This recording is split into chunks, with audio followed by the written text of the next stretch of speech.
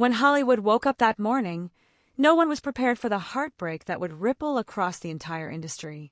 News anchors paused mid-sentence. Social media froze. And within minutes, tributes flooded the internet, all saying the same unbelievable thing. Diane Keaton was gone. At 79, the woman who gave the world Annie Hall, Kay Corleone, and countless unforgettable characters, had passed away in California. But it wasn't just the loss that stunned everyone, it was the silence that followed. Her family released a short, almost cryptic statement. "We ask for privacy during this difficult time. No cause of death, no explanation, no final words." That silence was louder than any headline. It left fans and friends alike asking, what really happened? Across Hollywood, grief mixed with confusion. Directors who once worked with her described the day as the end of an era. Actors like Viola Davis, Steve Martin, and Bette Midler poured out emotional tributes, stories of laughter, warmth, and wisdom. But one name was missing from that chorus of voices: Al Pacino. 4 days, the man who had shared the screen, and perhaps something deeper, with Diane said nothing. No statement, no social media post, no comment. The world noticed. People began wondering, why is Al so quiet? Was he too heartbroken to speak, or was there something else behind his silence? And then, just when fans started to assume he'd never break it, Al Pacino finally spoke. His words weren't just a goodbye, they were a revelation that would change how the world remembered Diane Keaton forever. But before we uncover what he said, and what secret he revealed, we need to go back. Back to where their story began. In the days following Diane Keaton's passing, Hollywood didn't just mourn, it searched for answers. Her family statement was heartbreakingly brief. She passed peacefully at home. But there were no medical details, no public service, no press appearance. For someone as open and expressive as Diane, the quiet was deafening. Fans began combing through her recent interviews, social media posts, and red carpet clips. Just weeks before her death, she'd appeared full of energy, smiling, laughing, dressed in her signature hat and oversized blazer. She even joked about growing older, saying, "I like the lines on my face, they tell my story." So how could someone so vibrant simply be gone? Online, theories began spreading. Some claimed she had been privately battling health issues. Others suggested something more sudden, an unexpected turn that no one saw coming. But amid all the speculation, one thing stood out. Every post, every interview, every photo from her last months felt strangely deliberate. She spoke about reflection, legacy, and the people who had shaped her life. And in almost every instance, one name always came up: Al Pacino. People noticed how she'd spoken about him in her final interviews, soft-spoken, nostalgic, her voice carrying a mix of warmth and melancholy.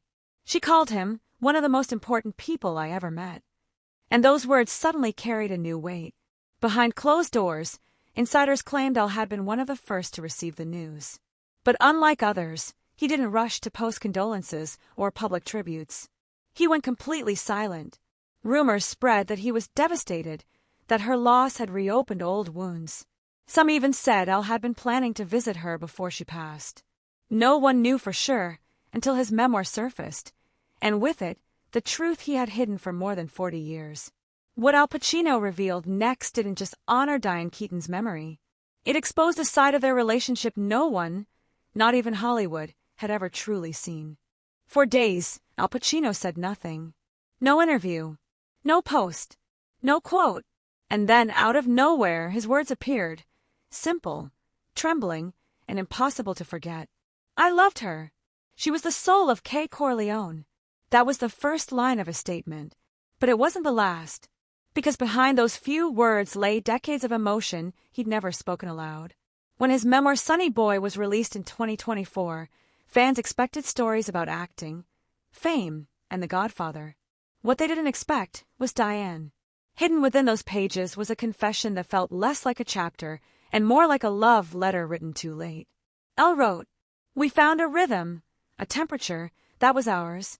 She helped me through my ruins when I could barely stand." He described nights after filming when they'd walk the quiet streets of New York, talking about everything except fame. He admitted she had been the one who pulled him back from the edge after the collapse of his film revolution, persuading him to take a role that would save his career. He revealed how, behind the scenes, she had stood by him when the world thought he was finished. For the first time, the world saw the truth. This wasn't just two legendary actors sharing screen time, it was two souls bound by something deeper than Hollywood could ever understand. Elle wrote that he'd spent years trying to forget her, but every time he looked into a camera lens, every time he read a new script, she was there. He called her my compass, the one person who reminded him what real honesty looked like. When reporters asked why he'd never spoken of her before, he answered quietly, "Some loves aren't meant to be performed. They're meant to be carried." It was a line that broke hearts across the internet. And yet, this confession only deepened the question. How did their story begin, and what made it so impossible to let go? To understand Elle's words, we have to return to where everything started. Long before the fame, the awards, and the heartbreak, to a single moment inside a small New York audition room, where the two first locked eyes, and history began to write itself. It was the early 1970s, a time when Hollywood was changing fast. The old golden age of glamour was fading, and a new kind of raw, real storytelling was taking over. At the center of that transformation was a young director named Francis Ford Coppola, searching for faces that didn't fit the Hollywood mold. He wanted something authentic, something human, and that's how Diane Keaton and Al Pacino found each other. At the time, neither of them was famous. Diane had just left Broadway, bright-eyed, a little eccentric, and unsure of her place in film. Al was quiet, intense, almost mysterious. Some studio executives thought he wasn't marketable enough. But Coppola saw something in both of them, a spark that would define The Godfather forever. Diane later described their first meeting in a way that felt like fate. "We met in a small bar for our audition. Al barely spoke. He just looked at me through a cloud of cigarette smoke, and I knew something was different." She couldn't explain it, that strange electricity between two people who barely knew each other. Coppola said later in his notes, "Her audition was a performance I couldn't refuse."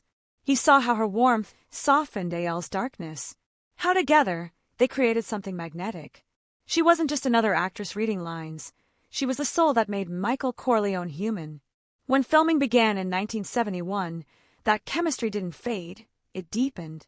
Al barely spoke to anyone on set, but Diane was the one who made him laugh.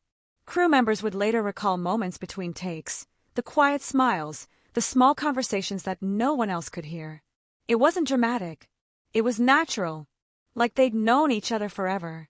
By the time The Godfather premiered in 1972, their names were everywhere. The film wasn't just a success, it became a cultural earthquake. And in the middle of that storm were two young actors whose connection had started as fiction and slowly became something much more real. When reporters asked Diane what she remembered most about that time, she smiled and said, "I just remember looking at him and thinking, he's unlike anyone I've ever met." That feeling, that quiet understanding, became the foundation of everything that came next. The fame, the distance, the heartbreak. But before any of that, it was just two artists finding something real in a world built on illusion. And that was only the beginning. Because once The Godfather made them stars, the spotlight didn't just magnify their success, it magnified their hearts. And what happened next would test that bond in ways neither of them could have imagined. Success came fast, almost too fast. After The Godfather and its sequel, Diane Keaton and Al Pacino weren't just co-stars anymore. They were the faces of a new Hollywood, raw, intelligent, and unfiltered. The world fell in love with their chemistry on screen. But behind the cameras, something much deeper was unfolding. They had fallen for each other, quietly, intensely, and completely. It wasn't a love built on red carpets or headlines. It was built on long conversations, late-night calls, and the kind of connection only two people who truly understand loneliness could share. But with success came separation. As their fame grew, so did the distance between them. Diane became the heart of 1970s cinema. Her role in Annie Hall made her a global icon. The oversized suits, the easy laugh, the unapologetic authenticity. She wasn't just playing a role anymore, she was defining an era. She showed the world that a woman could be quirky, brilliant, and powerful all at once. Meanwhile, Al Pacino was building his own legend. Serpico, Dog Day Afternoon, Scarface. Each role took him deeper into characters who lived in the shadows, broken, defiant, tragic. The intensity that made him great on screen also made him distant in life. He once said, "Acting isn't what I do, it's what I survive." And Diane, she loved him for that. But it was hard to love someone who was always somewhere else, lost inside another world, another script, another version of himself. She once called him the love of my life, but complicated, a phrase that perfectly summed up the storm they were living in. Friends said their connection was magnetic but fragile. They were opposites. She, open and expressive, he, quiet and guarded. And yet, every time they drifted apart, something pulled them back together again. It was never simple. It was never easy. But it was real. By the late 1980s, their paths began to diverge completely. Diane was exploring directing and motherhood. Al was buried in his work, avoiding interviews and living in near solitude. And though they tried to stay close, fame had built an invisible wall between them. Then came The Godfather Part 3. For the first time in years, Diane and Al were face to face again, older, wiser, carrying all the unspoken words that time never erased. On screen, their characters said goodbye. But what the world didn't realize was that it wasn't just Michael and Kay saying farewell. It was Al and Diane closing a chapter that had never truly ended. And what happened between them on that set would become one of the most heartbreaking moments in both their lives. When filming began on The Godfather Part 3 in 1989, the air on set felt different. Nearly 2 decades had passed since the original. The world had changed, and so had Diane and Al. They weren't the fresh-faced dreamers who'd once auditioned in a smoky New York bar. They were legends now, veterans carrying decades of success, loss, and unspoken memories. And when they saw each other again for the first time in years, even the crew went silent. It wasn't tension. It was something heavier, a history neither of them had ever fully let go of. Francis Ford Coppola later said that when he filmed their final scene together, no one dared to speak. He said, "They didn't have to act. They just looked at each other, and the truth was right there." On screen, it was Michael and Kay, 2 people who had loved deeply and lost everything. But behind those eyes, it was Al and Diane, 2 souls saying goodbye not just to their characters, but to each other. Diane later admitted in her memoir, "I told him, if he didn't want to marry me, I was leaving, and I did." It wasn't anger. It was surrender. After years of waiting for a promise that never came, she finally walked away. For Al, that moment stayed with him forever. He once said in an interview years later, "That goodbye, it wasn't just in the movie. It was real. It was the last time they ever spoke as lovers." When filming wrapped, Diane flew back to Los Angeles. Al stayed in New York, quietly retreating from the noise of Hollywood. They went their separate ways, but the connection never truly ended. Every role they played after that carried pieces of each other. The ache, the silence, the unspoken tenderness that only they could understand. People often talk about the Godfather trilogy as a story of crime and power. But for them, it had always been a story about love, love that was never allowed to last. And that final glance between Michael and Kay, that wasn't acting. That was closure caught on film. It was their real farewell, captured forever, disguised as fiction. But even as they said goodbye on screen, their story was far from over. Because years later, a hidden chapter of their connection would surface, one that no one in Hollywood had ever heard before. A secret that revealed the true depth of Diane Keaton's heart and the kind of love Al Pacino had carried in silence for decades. After The Godfather Part 3, the curtain closed on more than a film. It closed on one of Hollywood's most private love stories. Diane Keaton moved into a new chapter of her life, not with bitterness, but with grace. She walked away from the idea of happily ever after and built something real on her own terms. In 1996, she adopted her first child, Dexter. Then, 5 years later, her son Duke. She once said in an interview, "Motherhood taught me what love really means." For Diane, family wasn't about convention. It was about choosing love every single day, in every single form. She never married, and she never apologized for that. Meanwhile, Al Pacino's world remained one of brilliance and solitude. He earned an Oscar for Scent of a Woman, conquered new roles, and aged into legend. But behind the applause, those who knew him said he carried something else: regret. For years, Al avoided interviews about his personal life. But when his memoir Sonny Boy came out in 2024, that silence shattered. Buried in the middle of the book, in a chapter few expected, was a story that no one had ever heard before. He wrote, "After Revolution failed, I lost everything. I was broken, financially and otherwise. Diane was the one who saved me. She pushed me to take Sea of Love when I'd given up. She reminded me who I was. It was a revelation no one saw coming. All those years, while the world speculated about why they'd fallen apart, Diane had quietly been his anchor, the person who lifted him back up when his world was falling apart.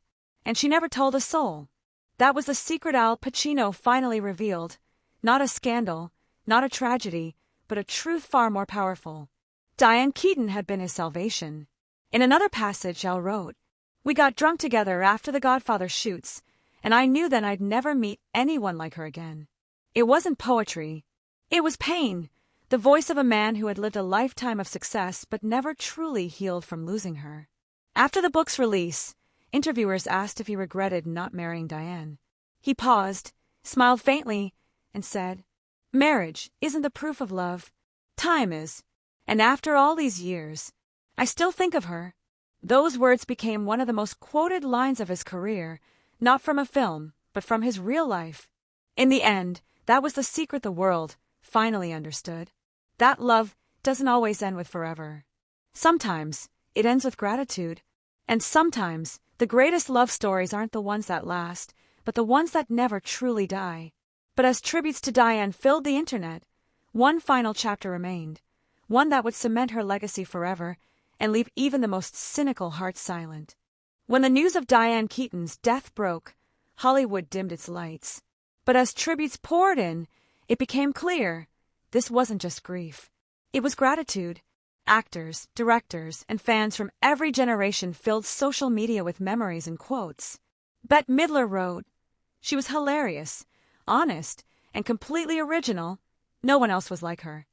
Viola Davis said, "She was fearless, the kind of artist who reminded us that real beauty comes from truth." And through it all, one name kept echoing beside hers, Al Pacino. He attended the private memorial quietly, avoiding cameras. Witnesses said he sat in the back, head bowed, hands clasped, just listening. He didn't speak publicly that day, but weeks later, he posted a single line that sent the internet into silence. "She changed the way I see love." It was the kind of message that said everything without saying too much. Because, in the end, Diane and Al's story wasn't about fame, or heartbreak, or even tragedy. It was about two souls who met at the right time, but in the wrong life. She spent her life redefining what it meant to be a woman in Hollywood, strong, funny, independent, and completely unapologetic. Her style became iconic, her voice instantly recognizable, and her characters, from Annie Hall to Something's Gotta Give, reflected every version of womanhood. Messy, brilliant, brave. She didn't just play roles, she lived them. Al, on the other hand, continued to embody the quiet fire of masculinity, vulnerable, intense, endlessly searching. And through every character he played, there was always a shadow of her, a softness that came from knowing real love once and losing it. Together, they gave the world a story that no script could ever truly capture. They showed us that love isn't measured in years or titles. It's measured in the impact someone leaves on your soul. Diane once said, "I never wanted to be perfect. I just wanted to be honest." And that honesty is what made her eternal. As time moves on, new stars will rise, and Hollywood will keep changing. But legends like Diane Keaton and the love stories she inspired never fade. They live on in film, in memory, and in the quiet moments when an old movie flickers to life and we remember what it felt like to fall in love for the first time. Diane Keaton may have left the stage, but her presence, her laughter, her courage, her art, will live forever. And somewhere, maybe in a quiet room in New York, Alabama Pacino still thinks of her. Not with regret, but with gratitude, for the woman who changed his life and the love he never truly lost. If the story of Diane Keaton and Al Pacino made you see love differently, not as something perfect, but as something true, leave a comment below. Don't forget to like, subscribe, and join us as we uncover more untold Hollywood stories that time tried to hide.